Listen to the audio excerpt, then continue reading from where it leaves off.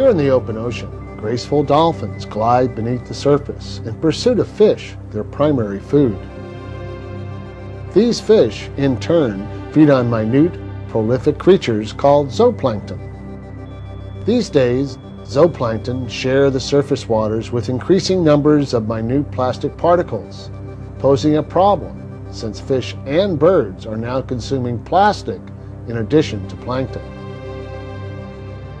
Since petroleum-based plastics are non-biodegradable, any plastic entering the ocean remains there, continually breaking into ever smaller pieces until it becomes ingested or is deposited on some distant shore.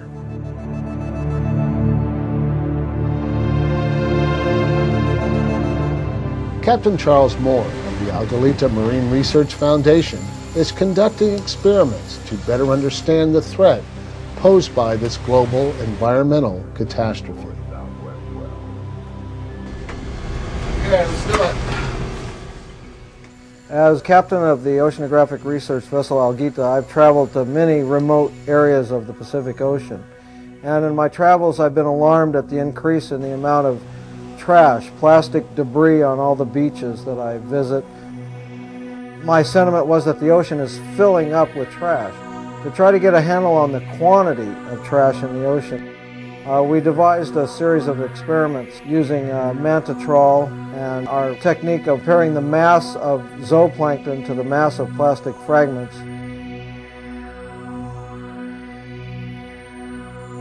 We trawled over 100 kilometers at random lengths and then came back to the lab and analyzed our samples. We compared the weight of the plastic pieces that we accumulated in these trawls to the weight of the zooplankton that we accumulated.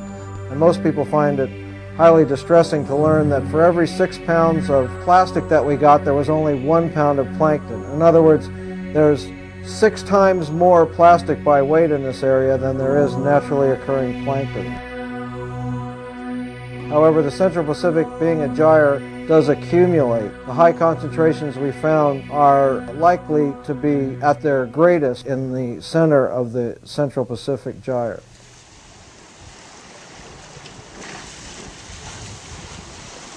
The alarming thing that we found was that practically every place that we sampled had these plastic fragments in it. No place is free of this plastic fragment pollution.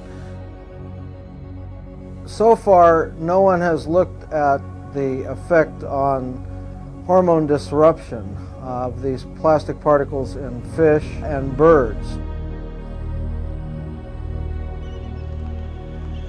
The Laysan albatross and the black-footed albatross ingest post-consumer plastic, and the Laysan albatross ingests gliders and light sticks and large plastic fragments.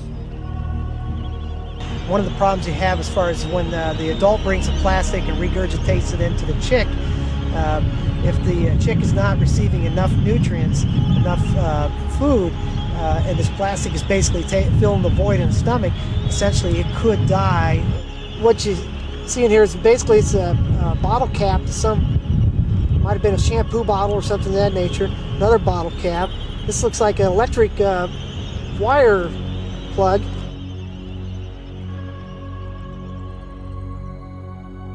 Today aboard the oceanographic research vessel Algalita, we're sampling after one of the largest storm events in the last 2 years. The amount of rain has created a huge plume out from the mouth of the San Gabriel River, and we're attempting to see the effects of this plume of runoff and the amount of debris that's contained within it. Pretty much plastic in this one too.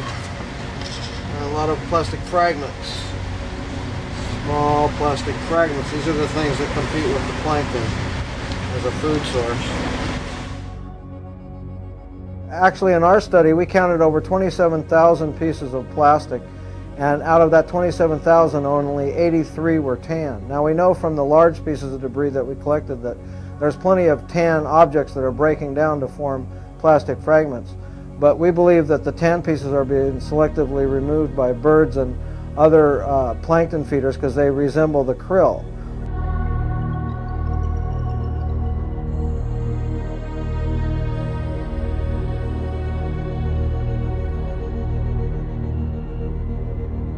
So So color is important as a food mimic, also shape.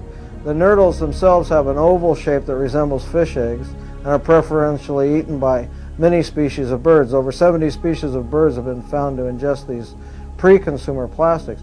Studies have been done on birds, have found higher PCB content in their tissues when they've ingested plastic. So we know this plastic is a way to transport pollution. Some Japanese scientists have just released a study indicating that plastic pellets, the manufactured way that plastics are shipped to end-use manufacturers, these plastic pellets are accumulators of hydrophobic pollutants, things like DDE, PCB. These can be up to 1 million times more concentrated on the surface of these plastic pellets than they are in the ambient seawater, based on this latest research.